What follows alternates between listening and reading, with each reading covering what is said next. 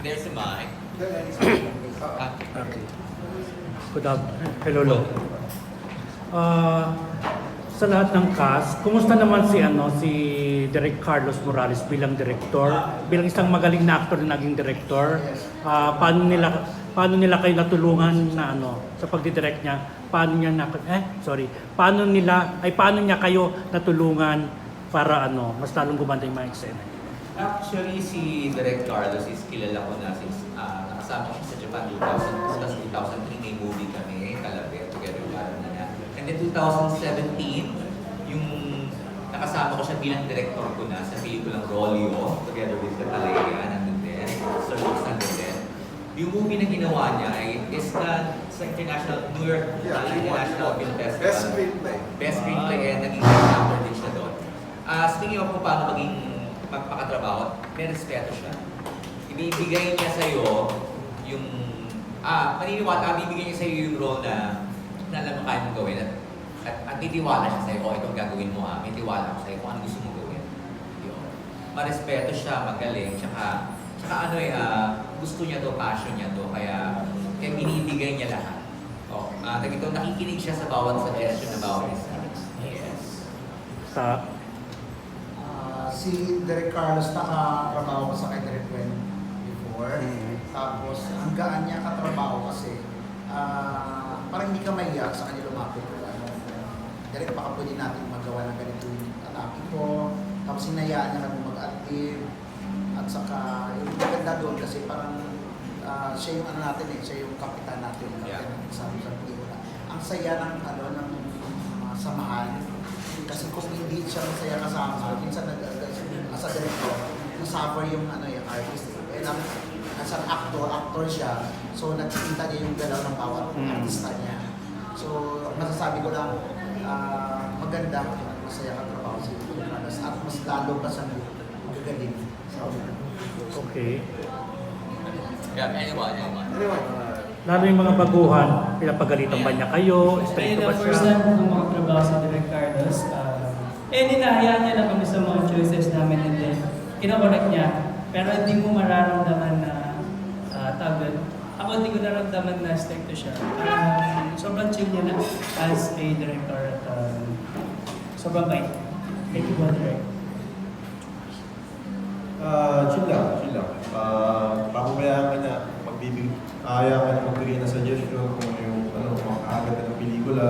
Tapos parang hindi kayo director parang co-actor lang pagdating sa set So gano'n lang yun. Tapos kaibigan talaga. Hindi mo mag-feel na director talaga siya. Talagang kaibigan, parang co-actor, gano'n lang. Chill lang. Besides that po, kasi binibigyan niya rin po kami ng pagkakataon na mag-shine sa sarili namin mga eksena. Parehas din po kasi kami, ako po kasi, I started my career po as a backup dancer. Siya rin po kasi dancer po talaga siya. And to see him at his age, to perform as much as we do. Kasi kung hataw siya, hataw din siya. So ang sarap na pag yung leader nyo, bigay na bigay. Ikaw din parang gusto mong sabayan din po yung commander-in-chief nyo sa set Kaya besides po yung mga sinabi po ng aking mga kasama ko sa pelikula, the fact that he shows example sa work niya po, yun yung nakaka-inspire. Kasi my first time din po kasi to work with Direk Carlos. But I'm super surprised that he does not back down. Kahit late na po yung sayaw, hataw siya, pawis na siya, bumubad din po siya. So personally po dun po yung natuwa ako sa kanya. He did not back down with any of the dance moves, regardless of how long he was in the industry na po. Kaya, Direk Carlos, if you're here, salamat talaga. Ikaw si Jay, lalo first movie mo ba ito? Yes. First movie ko po yun and hindi po siya sumuko sa akin na turuan ako and give some advice. And he stood as a role model to me. And lalo na first time ko mag-shoot nun. And he's open for suggestions or anything na much better na mag-fit sa akin. Kaya mas nagawa ko yung role ko ng mas maayos because of him. And he's chill. Okay. Ang next question po yung gusto lang sumagot. Ano yung pinaka-memorable, paborito nyo at saan kayo nahirapan sa pelikulang to? Yung gusto sumagot. I think yung bonfire natin. Oh, yes. Yes. Yeah. Cold Par kasi, talagang drama siya. Parang madadala ka sa eksena kasi nga iyakan. Then, yung lines kasi namin dun is natural, wala siyang script. Then, so, lalabas mo talaga parang ad-lib lang lahat yung nangyari. So, parang normal. Iyak na talagang mapapaluha ka. Ganun. Tapos yung final dance scene was para sa akin yung pinaka kasi daming rehearsals for that. So, at kailangan lahat sumabay at magiling sa mga steps. So I think that was, for me, like in a technical standpoint, yun yung pinakamahirap. Just because of the, kasi ang dami, parang 10 tayo. Just so maraming performances and mahaba yung performance. So, I think that was the hardest scene. Para sa akin, in terms of dance. Kasi dance yung Okay. Alright, thank you. Anong question yun? Yung paborito nyo? Memorable, hello. Yung memorable na scene na nahirapan ako, yung eksena natin sa bonfire. Yes po. Medyo mahaba yun. So, kilometric ko yung ano ko doon, yung dialogue ko doon. So, pigaan ng emotion. So, para sa akin, wala dapat take. So, binigay ko lahat. Yun. Doon ako nahihirapan. Pero nakita ko naman nakipag-cooperate sila. Anong question? Anong question? Memorable Small at all. Yung kissing scene. Ay, sa akin siguro yung lumabas, hindi lang ako nag Kissing scene. Sino? Birdie! Okay, thank you. Si Director, Brody. Okay. Sige. Tigil muna. Memorable experience ko po yung sabay-sabay kami tumali sa beach.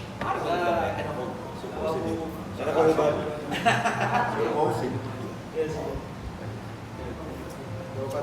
Hello. Yeah, I just want to go back to your question earlier about Carlos. Yes po. So, una ko nakatrabaho si Carlos sa Indio, yung kay Bong Revilla. That was about the only time I worked with him. And then out of the blue, he calls me to do Wild Boys, to play a character that is totally out of my comfort zone. Okay. Which is a owner of a gay bar. Wala siyang sinabi sa akin na already going ng bakla or that sort of thing. He just let me be. So, I didn't attack it the normal way and he didn't have any complaints. Pero ang alam to ni Carlos and I'm sharing with you guys na I really see him as a soul brother. Mahal na mahal ko yung tao yun. I don't think, ano yung kasabihan wala masamang tinapay? I don't think si Carlos is probably one of the happiest person that you will meet. Pag masulit yun or ganyan sinasabihan ko, hindi bagay sa'yo kasi as a person, masaya ka.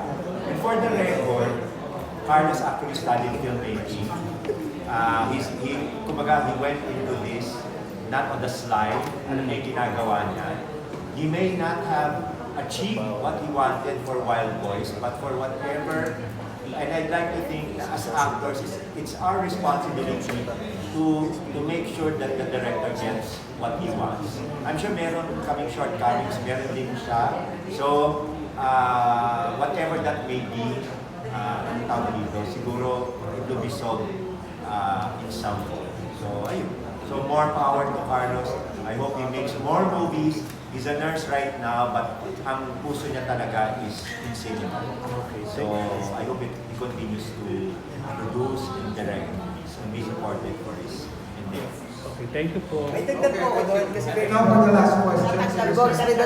okay, Christian, again, may sobrang proud po ako kasi sumayaw po ang mga actors while the bus was moving. Isa sa mga meron po kaming choreograph na habang Yun sana kami. sasabihin ko. Hindi ko na sasabihin masyado. Pero yung issue po namin kasi ginawa lang din po yun on that day. And then everybody had to remember po yung pinakasayaw on that day na rin niya. May mga kanya-kanya kami mga pwesto sila po yung artist. Sobrang, for me po, sobrang ko nirespect po yung mga actors kasi again, they did not back down. Kahit po sila respect, so mas po talagang gumagalaw yung moves at sumasayaw po kami. So one thing to watch out on that film kasi they gave it